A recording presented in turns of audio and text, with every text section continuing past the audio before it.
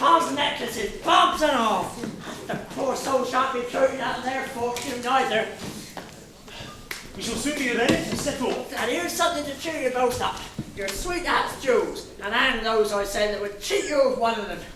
But did you get them from your mother? Ask me no questions, I'll tell you no fibs. I had not the key to my mother's bureau. How should I go to the alehouse as often as I do? Honest man may rub himself at any time. Thousands do it every day. But, to be plain with you, Miss Neville is right now trying to get these from her aunt. Oh, my mother would soon part with them as the only sound tooth in her head. But I dread being round here when she finds the jewels gone. I'll manage that. Oh, here they come, vanish! Constance, my dear, you amaze me. A girl of your age wanting jewels. There'll be plenty of time for jewels 20 years hence, when your beauty begins to want repairs. Oh, but surely what will repair beauty at 40 will certainly improve it at 20. Your beauty, my dear, is beyond 1,000 ornaments. Besides, jewels are quite out at present. Don't you see, half the ladies of our acquaintance carry their jewels to town and bring nothing but paste and marcasites back. But who knows, madam, that somebody, who shall be nameless, might like me best with all my finery about me. Look in the mirror, my dear.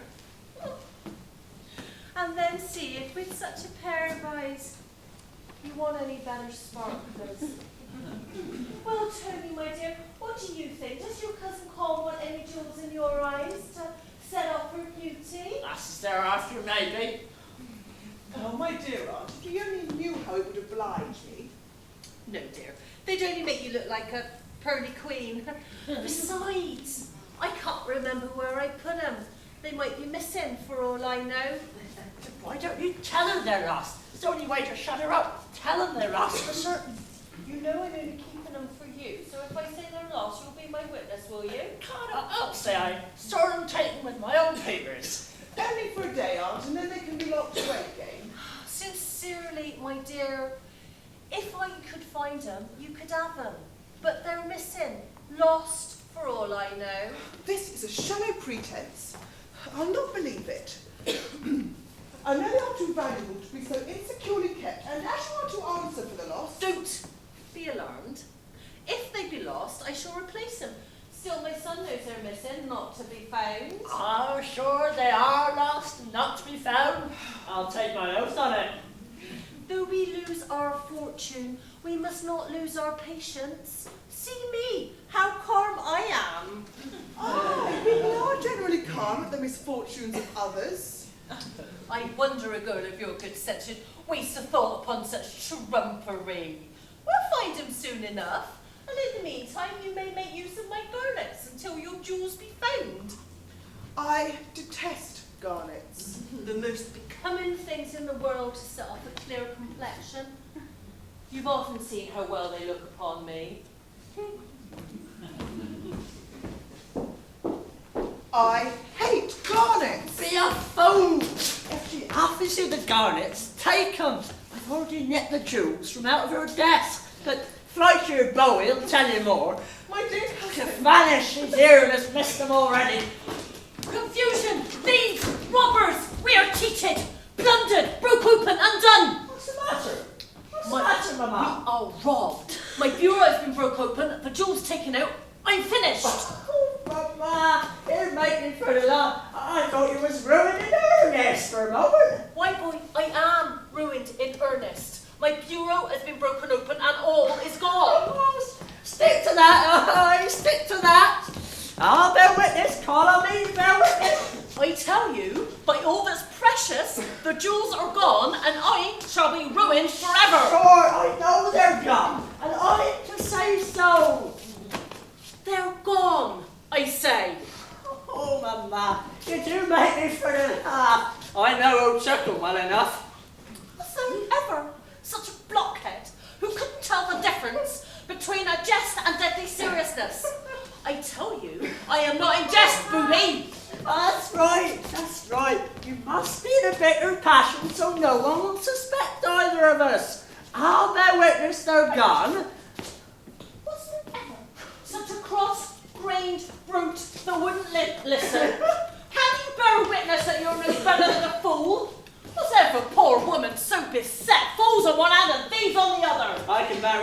to that. Bear witness again, you blockhead you, and I will turn you out of this room directly. My poor niece, what is to become of her?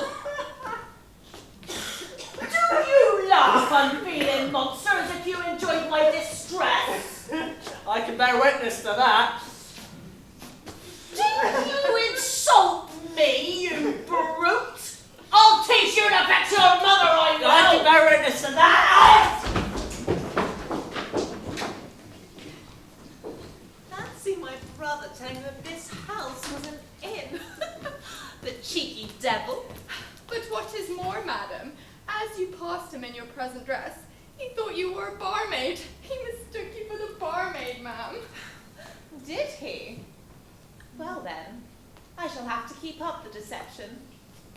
Tell me, Hipple, what do you think of my dress? It's the dress, madam, that every lady wears in the country when she visits or receives company. And you're sure you won't recognize my face? Certain of it. I thought so. Even though we spoke for some time, he barely looked up at all.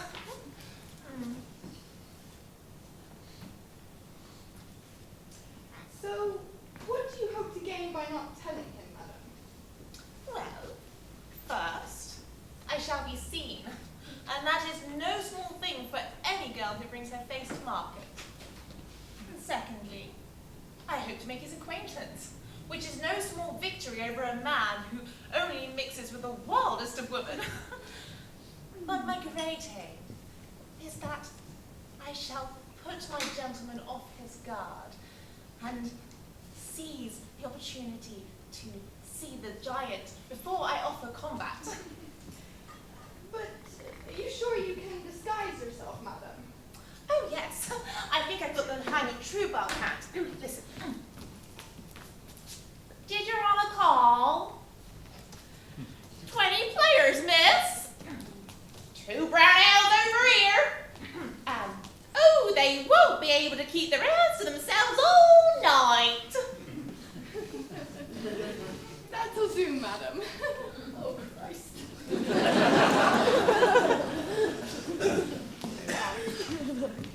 What an accursed din everywhere in this house. If I go into the dining room, it's our host with his tedious stories. If I fly out into the gallery, it's our hostess with her curtsies down to the ground. At least here, I can get some peace and quiet. Did your honor call, sir? No, child.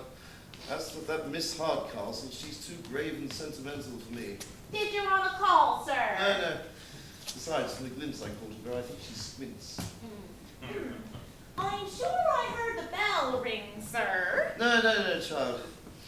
I pleased my father by coming down here. Tomorrow I will please myself by leaving. Perhaps it was the other gentleman who called, sir. No, I tell you.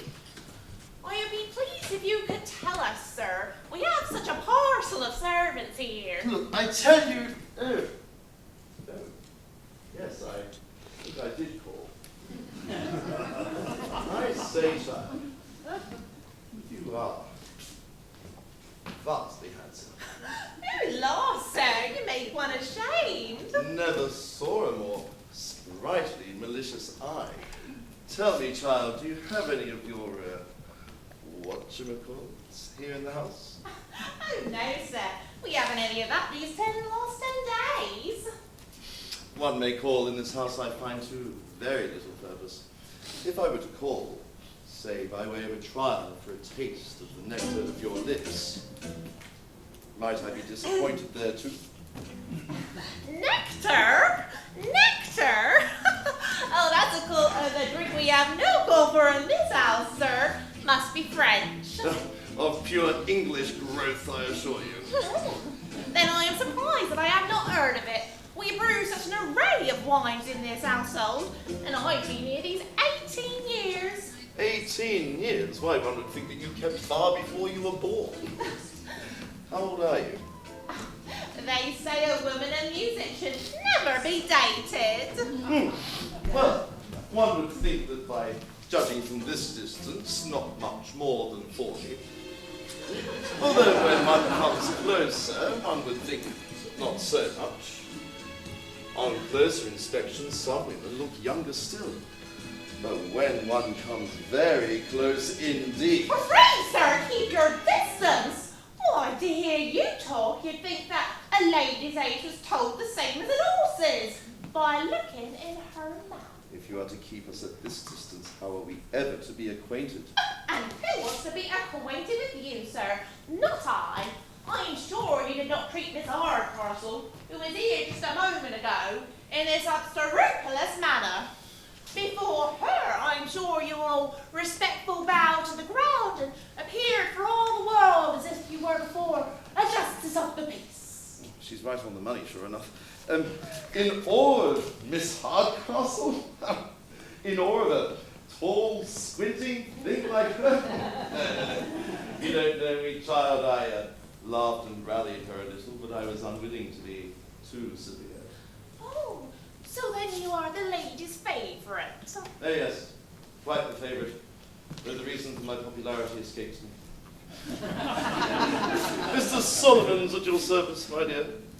Oh, so you are a great favourite, so you say. Oh yes, there's Mrs. Mantrap, Lady Betty Blacklegs, the Countess of Sligo, Mrs. Langhorns, old Miss Billy Buckskin, and your humble servant, all in there. I say, child, do you ever do any work? Oh, aye, sir. Why, all the beds in the old house will attest to that. Oh, then you must show me your embroidery. I embroider and draw patterns too a little. I say, child, if you want a true judge of your work, you must apply to me. Oh, sir, the colours do not look well by candlelight. You will see all in the morning. Oh, what's wrong with now, my angel? Your beauty fires me beyond endurance. Oh my God, I think I hear the governor coming. So, Miss Kate, this is your modest lover, this is your humble admirer who kept his eyes fixed on the ground. What, Kate? Aren't you ashamed to have deceived your father so? Oh, Father, he is still the same modest man that I took him for, and you shall be convinced of it the same as I. I do believe he's unbelievable. Nervous, infectious. Didn't I see him grasp your hand? Didn't I see him haul you about like a milkmaid? And now you talk to me of his modesty? What if I were to say that his thoughts pass away with time and his virtues improve with age? I hope you'll forgive him. He's barely been in the house 3 hours. He's already encroached on all my prerogatives. Well, just give me this one evening to convince you, Father. You shall not have half the time. I'm thinking of turning him out this very hour. Well, then give me that 1 hour. Well, all right then. An hour.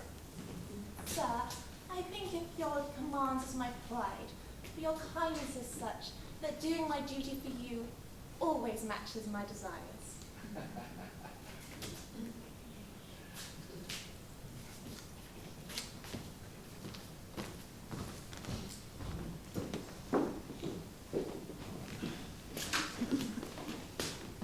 I say, crikey, Sir Charles Marlowe coming here tonight? How do you know? I've seen his letter to Hardcastle. Sir Charles is on his way. Then, my lovely Constance, we are to finish everything tonight. If he finds me here, he'd discover who I am, then reveal my plans to the rest of the family. Can I see you later? That is, if you have nothing on. The jewels, I hope, are safe. Oh, yes. Oh, those jewels. Yes. I've entrusted them to Marlowe. He keeps the keys for our luggage. Righty-ho, I am off to prepare our elopement. Right, and I'm off to amuse my aunt with the old pretense of a violent passion for my cousin in the meantime.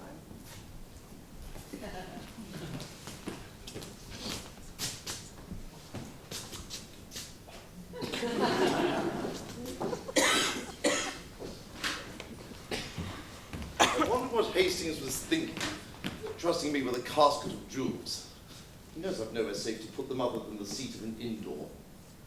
I say, did you give the casket to the landlady as I ordered you?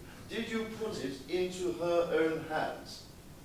Yes, Your Honour. She said she'd keep it safe. She asked me where I came by it. She said she had a great mind to make me give an account of myself. They're safe, however.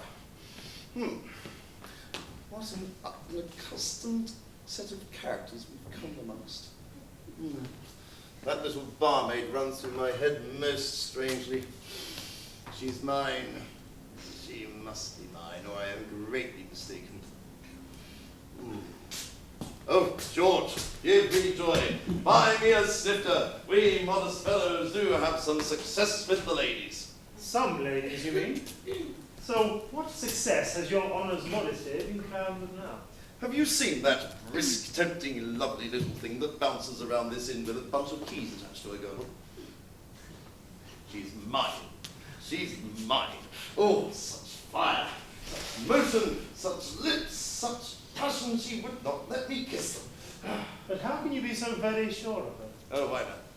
She talked of showing me her work above stairs, and I am to complete the pattern.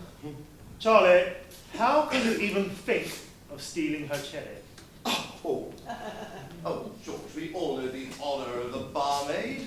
I don't intend to rob her. There's nothing in this inn I shall honestly pay for. Yes, well, is the casket I sent you safe? Yes, but why did you think it safe to keep them in the seat of an indoor? Numbskull, I've taken better precautions for you than you have yourself. What? I gave them to the landlady for safekeeping. Eh? The landlady? The landlady. You did? I did. Nothing's happened, surely. No. Never was in better spirits in all my life. And so you left it with the landlady? Rather too readily. She not only kept the casket, she was almost going to keep the messenger as well. They're safe, however. Oh, as a guinea in a miser's purse. Damn! Well, Charlie, I will leave you to your pretty little barmaid. Oh, and may you be as successful for yourself as you have been for me. Thank you, George. I ask no more.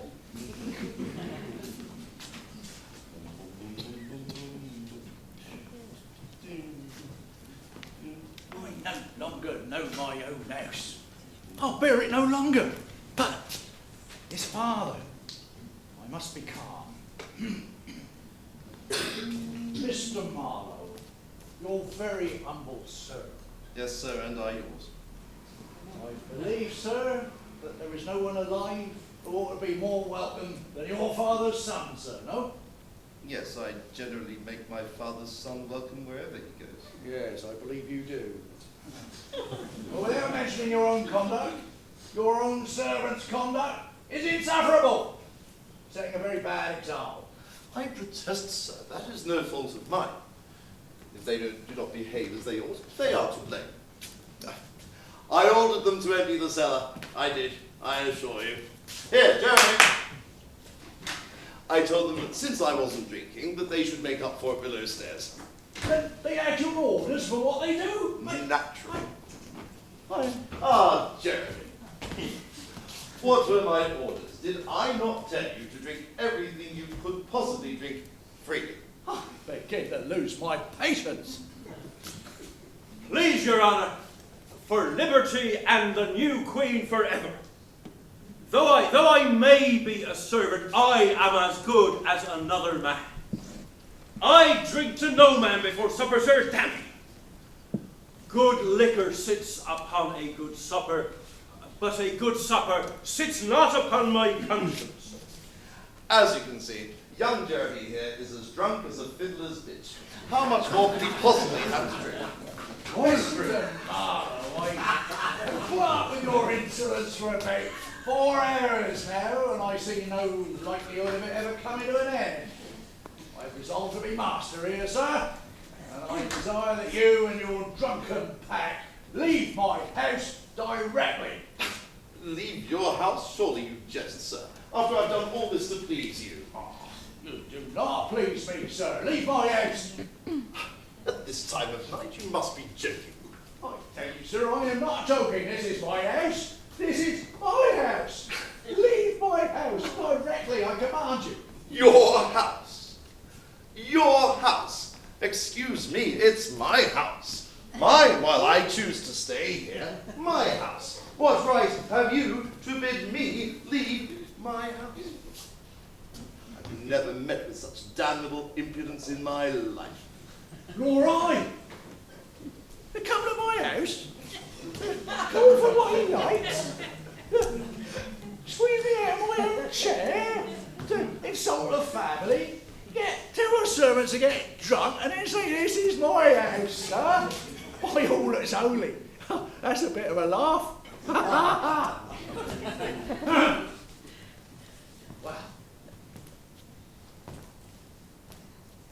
Now you take the house, you might as well take the rest of the furniture too.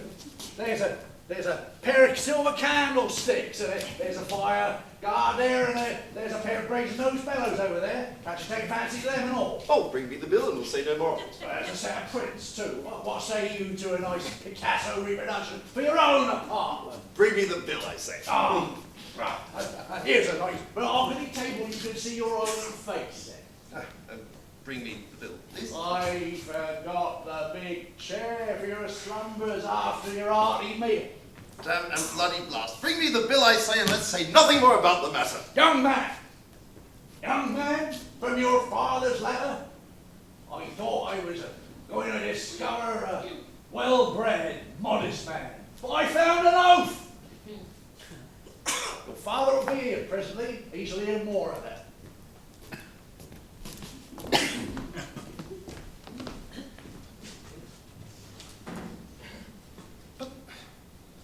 How's this?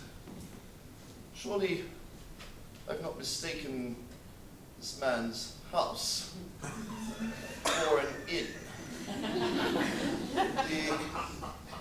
Everything looks like an inn. The servants obey. The barmaid, too, she serves us. Ah, and not so fast, child, a word with you. Oh, quickly then, I'm in a hurry. Yes, a quick question. Who are you? A relative, sir. A poor relative? Aye, sir, a poor relative. Appointed to see that the guests want for nothing which is within my power to give them. So, you are the barmaid of this inn? Inn? Why, what makes you think this house is an inn, sir? One of the best families in the whole county, keeping an inn. Mr. Hardcastle's house, an inn. Mr. Hardcastle's house. Aye, sir. This is Mr. Hardcastle's house, child. Whose else should it be? The whole county must be laughing at me. Fancy mistaking this house for an inn. My father's old friend for an innkeeper. And you, the barmaid. Oh, I'm sure I've done nothing to make you think I'd be a barmaid, sir. No, nothing. Nothing. I merely mistook your simplicity for allurement. But it's all over.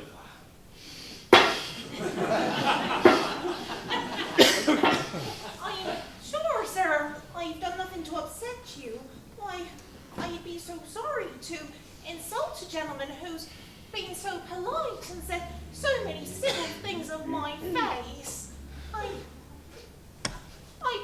I'd be sorry if anyone said anything amiss about me, since I have no character.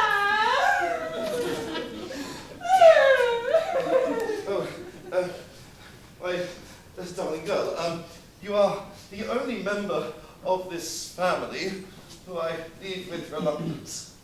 But to be frank, any future that we could have had together will be completely impossible by the difference of our birth. And I couldn't live with myself if I was to bring ruin upon one whose only fault is being too lovely. But I'm sure that my family is as good as Miss Hardcastle's, and although I am poor,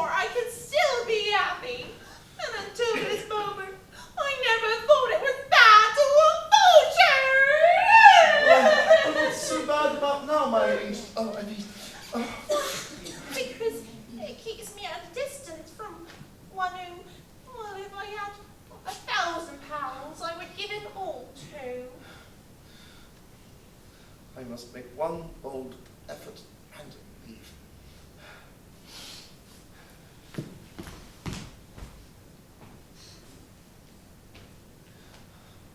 Were my life my own, I would choose you.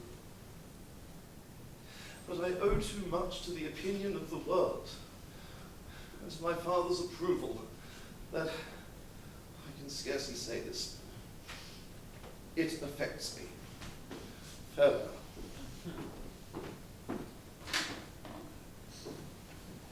I hadn't realised Park is married until now. Well, he shall not go. If it's within my power to stop him, I shall keep the character in which I stooped to conquer, and I shall enlighten my daddy, who may yet laugh him out of his decision to go. Oh, you may steal for yourselves the next time. She has the jewels again, but she thinks it was all the servant's mistake. Oh, but don't forsake us, dear cousin. If she in the least suspects that I'm going away, I shall be locked up. Or sent to my Aunt Pedigree's, which is 10 times worse. Aye, aunts of all kinds are damn bad things. Right, I've got the Land Rover for you, and you can't say that they cautioned you nicely in front of her. When she comes to us, court a little more. Well, I was quite fluttered, to be sure, but my son tells me it was all a mistake of the servants.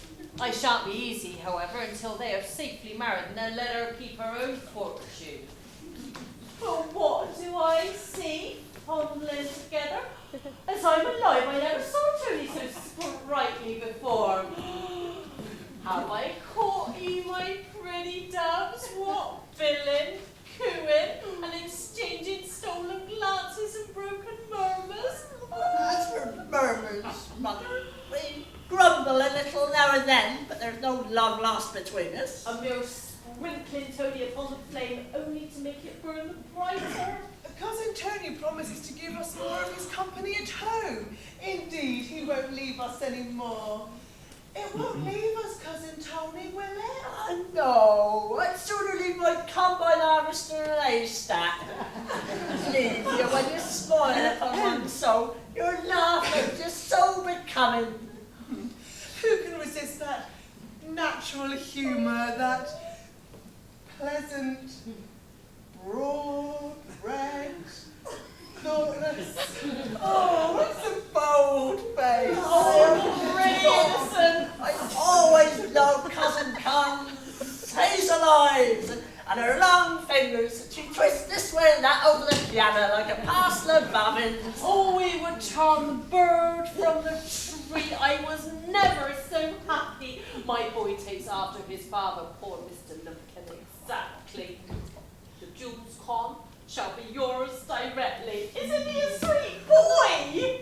You should be married tomorrow, and we'll put off the rest of his education for a bit. Where's the squire?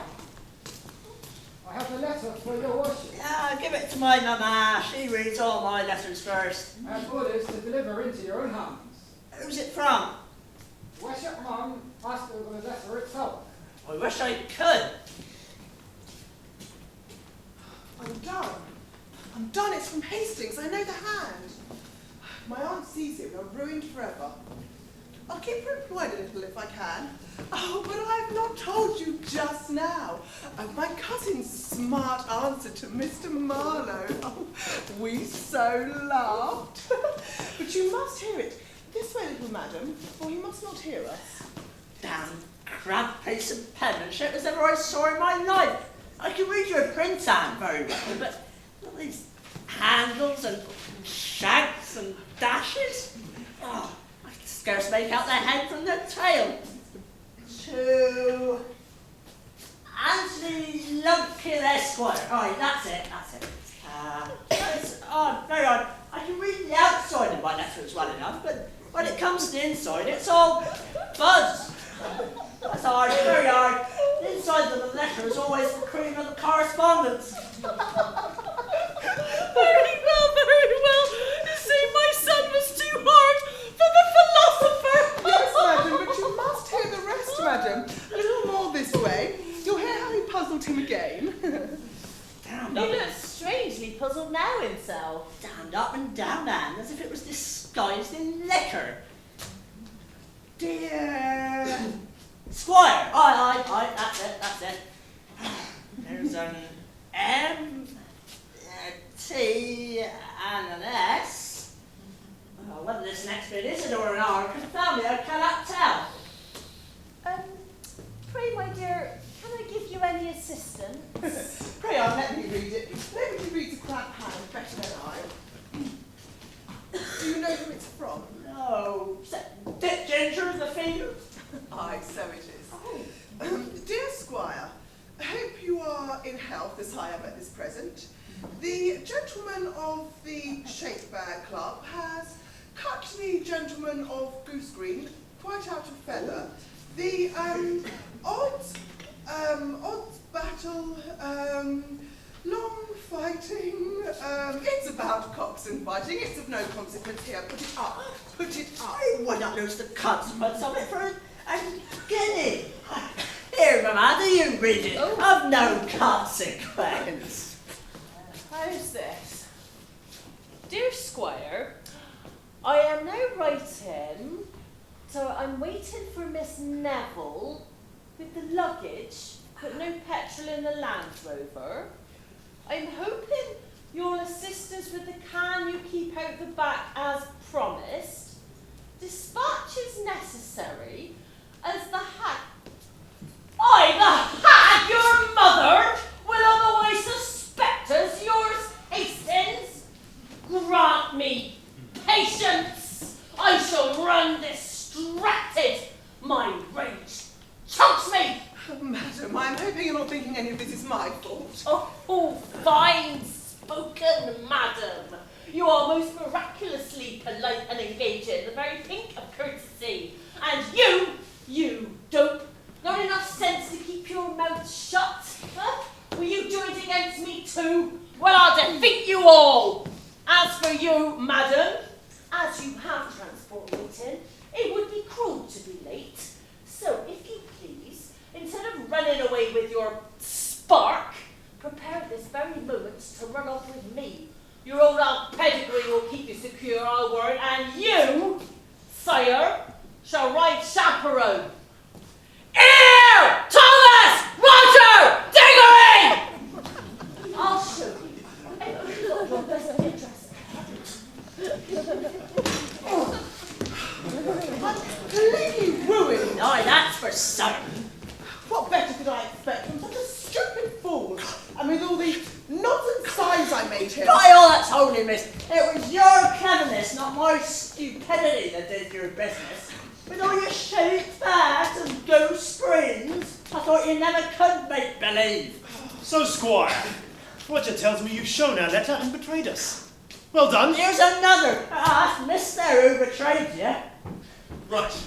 Well, I've been finely used, rendered contemptible, driven to ill manners, despised, rejected, laughed at. There's another. We'll have the old lonely bin broke out presently. And there, sirs, is the gentleman to whom we owe it all.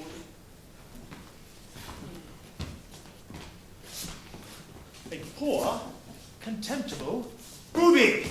Yet with enough cunning and malice to make merry with all our embarrassments. An insensible cub. Complete with tricks and mischief. I'll fight you both! One at a time, and when my right arm's better.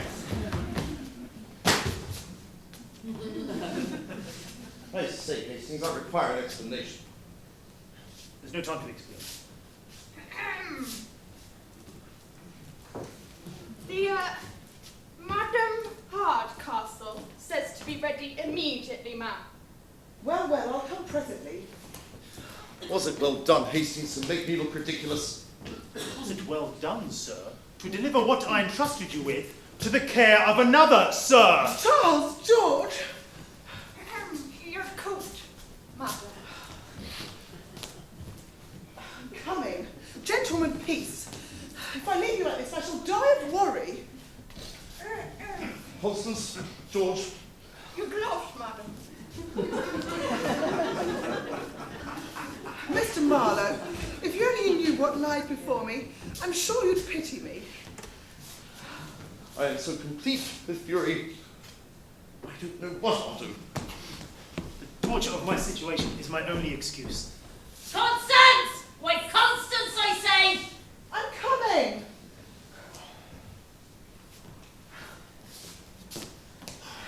I've got it! Meet me in the garden in 2 hours, and if you don't find Tony Lumpkin a more good-natured fellow than you ever thought, I'll give you a bet bouncer for the night into the bargain. Come, where's the boots?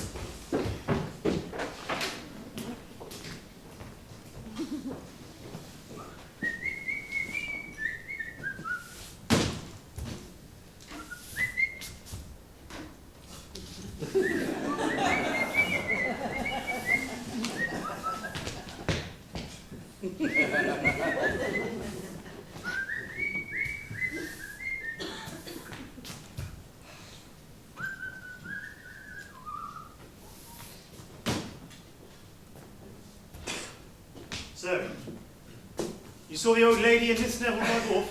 Yes, Your Honour. They drove off with the young squire. They must be 30 miles away by now. And all my hopes are over. Yes, sir. Old Sir Charles has arrived. He and the old gentleman at the house will be laughing at Mr. Barlow's mistake this half hour. He's coming over here. Then I must not be seen. It's about time for this fruitless appointment at the bottom of the garden.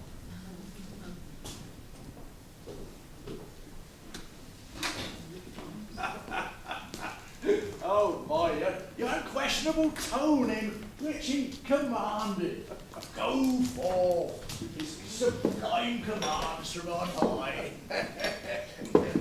He might have seen something in me above a common innkeeper, but he did mistake you for an uncommon innkeeper. Well, my dear friend, I'm too happy to be anything, full of anything but joy. This union of our families will make our old friendships hereditary. And though my daughter's fortune is small... Will you talk of fortune to me? My son is possessed of more than he can spend already. All he lacks is a good and virtuous girl to share his happiness and increase. They like each other, as you say they do. If, man, I tell you they do. My daughter told me. Our girls are apt to flatter themselves, you know. I saw him grasp her hand so affectionately. I come once more, sirs, to beg pardon for my strange conduct.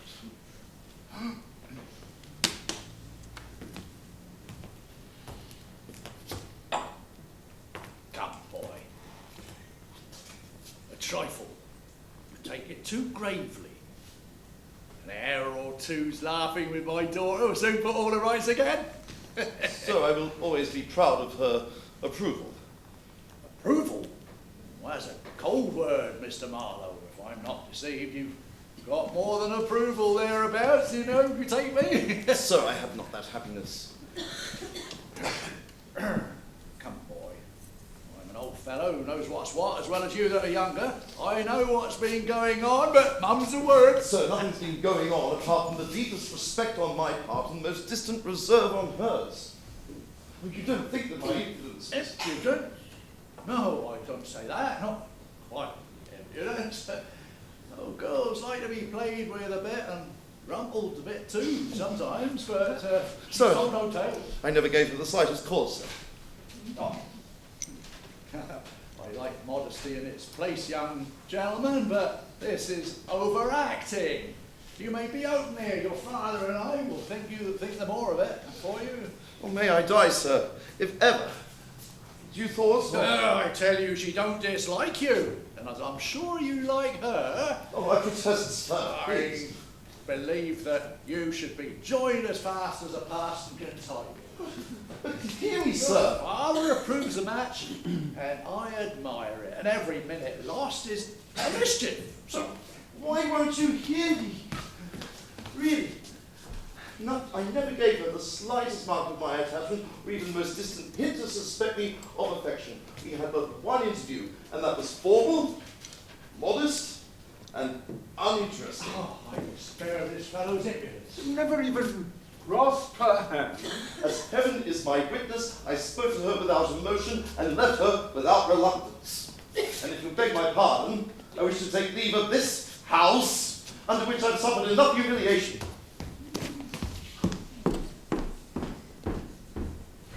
I'm convinced of his sincerity. I'm astonished at his fearless assurance. I would pledge my life and honour on his telling the truth. I would stake my happiness on my daughter's honesty. Tell us sincerely, has Mr. Marlowe ever shown you affection? The question is very abrupt, sir. Yes. You see? Have you and my son had more than one? Yes, sir. Several. You see? But did he want any attachment? A lasting one. Did he talk of love? Much so. Amazing. Formally. Formally. And now, my friend, are you satisfied? And how did he behave, madam? Oh, as they all do. Said some civil things of my face, talked about much of his want of merit, and the merit of mine, mentioned his heart, said a short tragedy speech, and ended with pretended rapture. Indeed. Strange. For I know his conversation with me is modest and submissive, this forward, canting, ranting manner, by no means disquieting. No, madam, he never sat for that picture. Well then, what if I could show you to your face? If you and my father in about half an hour will go behind that screen, you shall hear him declare his passion for me in person. Agreed. And if things are as you say, all my happiness in him is at an end.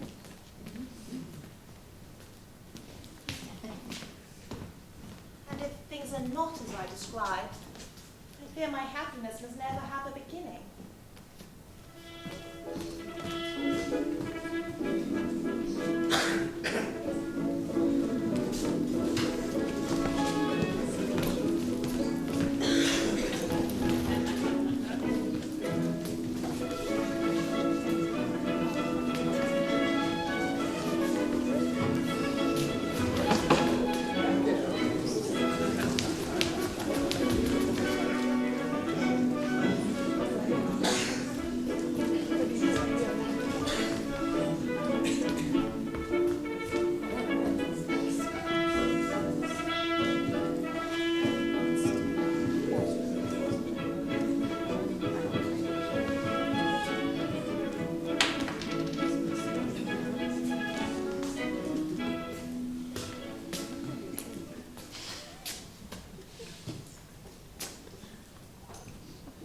What an idiot I am to wait here for a fellow who probably takes a delight in dropping me in the proverbial. He never intended to be punctual. I'm off. Ah, my worthy friend. A man of your word. This looks like friendship. I am the best friend you had in the world, if you but knew it. But how? Where have you left your fellow travellers? Are they safe? How? 20 miles in 2 hours, it's pretty good going. Yes, but where have you left the ladies? Where should I leave them? But where I found them? This is a riddle. Riddle me this then. What is it that goes round the house and never touches the house? I am completely lost. Exactly, and so are they. By jingo, it's not a horse pond or a duck swamp within 5 miles of here we haven't tasted. Ah, I get it. So you dragged them all around while they supposed themselves going forward, and then you brought them back here again.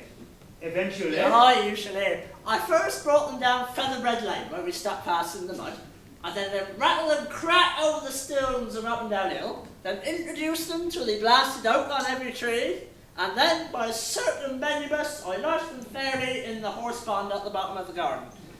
No accidents ahead? No, only Mother is damn scared. She thinks she's 40 miles away. She's sick of the journey.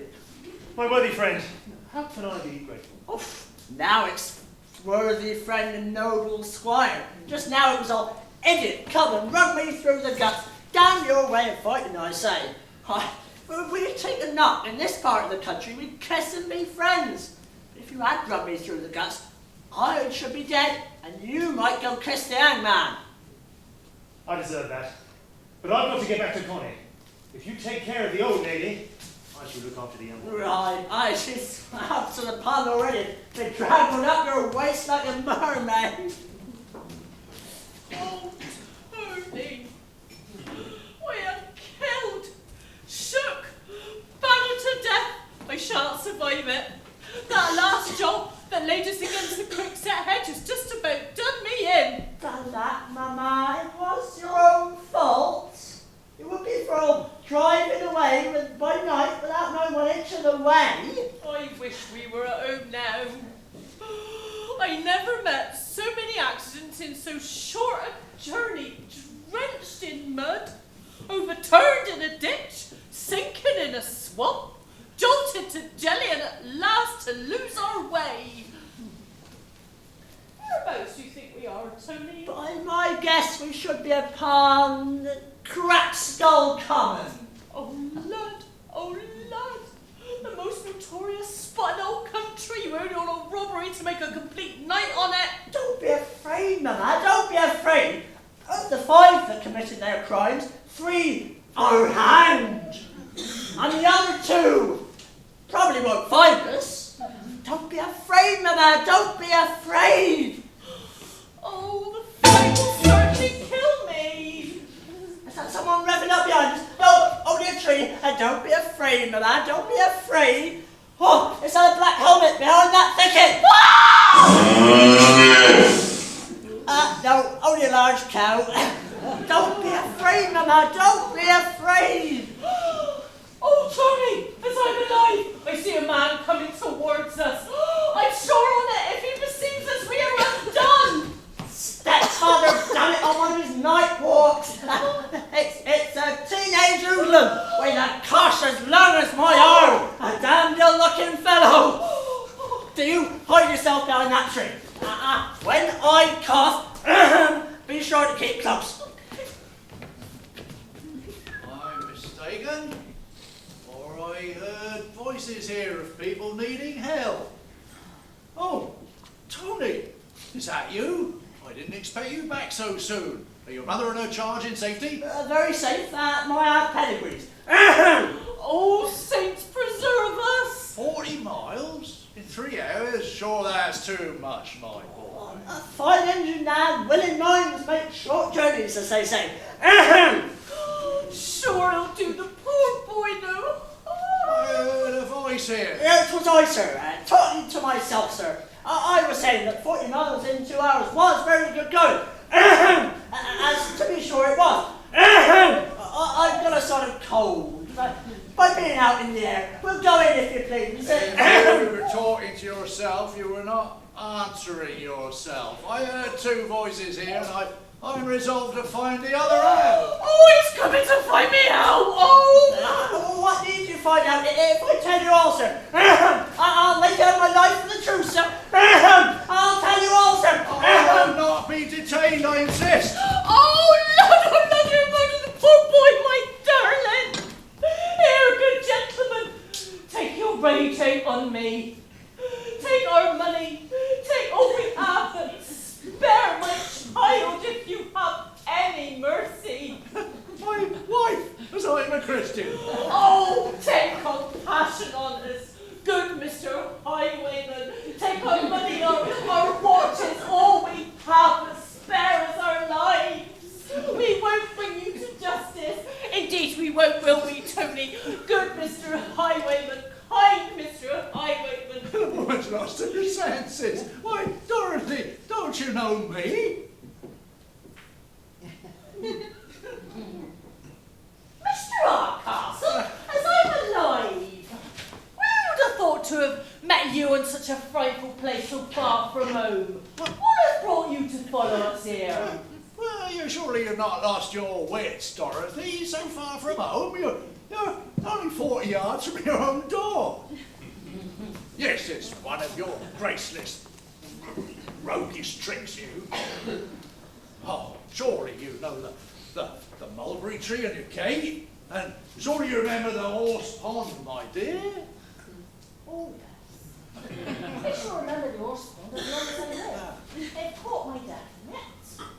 And it's you graceless varlet, are you all of this? I'll teach you to fetch your mother, I will. I'll teach you. By God, mother, the old village can say that you have spoiled me, so you may take the fruit. Oh, I'll spoil you, I will. He's right, you know.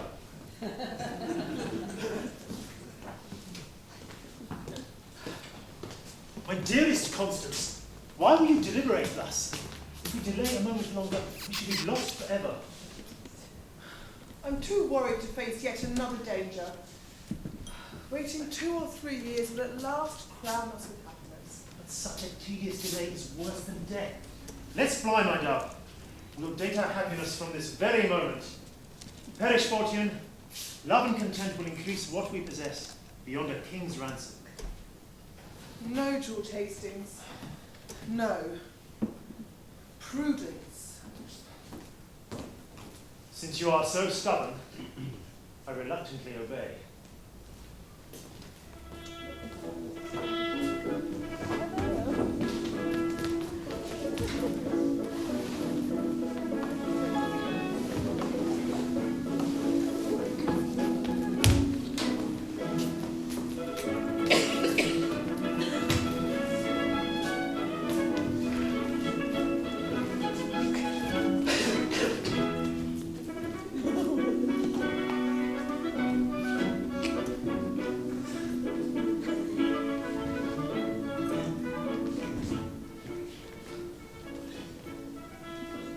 What you are saying is right, then Charles is guilty.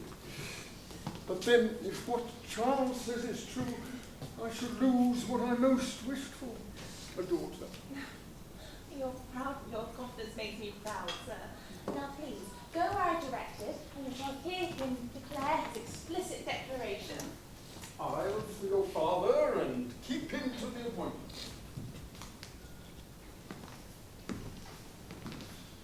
Until this moment, I could never have imagined the pain of separation. I believe, sir, the suffering cannot be so great which you can so easily remove. I have already trifled too long with my heart. Then go then, sir. I shall not detain you. Although my family be as good as Miss Hardcastle's, and my education as thorough, I hope, what good are these without equal affluence? I have only the mockery of your addresses, whilst all your serious aims are fixed on fortune. Here, behind this screen. I make no noise. I bet my cable cover him in confusion. By heavens, madam, your fortune was the smallest of my considerations. It was your beauty that caught my eye. Who could see that without emotion? But every moment I spend with you brings some new grace, heightening the image, bringing clarity and immediacy. What at first seemed rustic and plain now seems a refined simplicity. What at first was brash and forward, I now see as the result of a courageous innocence, a conscious virtue. Hush, I told you. I am determined to stay on. I know my father would approve of you. No, sir, I will not. I cannot allow you to stay on. Or do you think that I could suffer a connection where there was even the smallest room for repentance?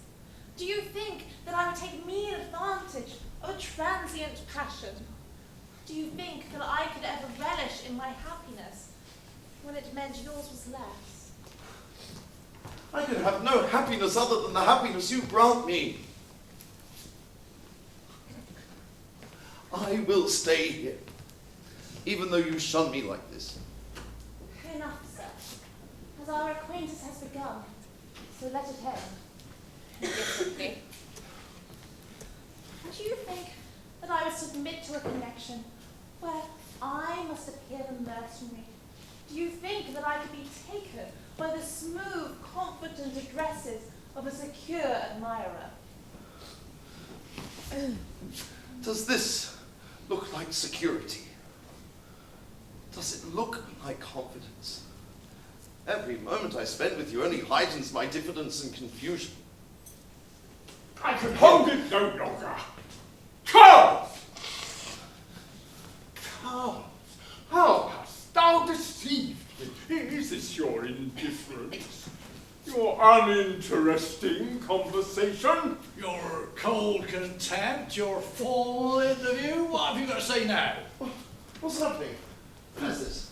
It means you can address a lady in private and deny it in public. You have one story for us and another for my daughter.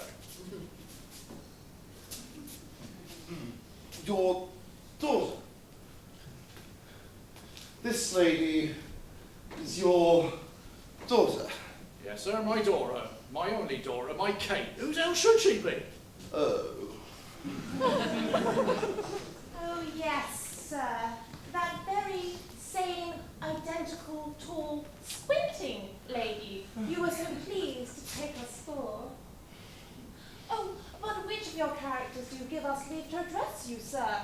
As the faltering gentleman who speaks just to be heard, hates hypocrisy, and stares at the ground?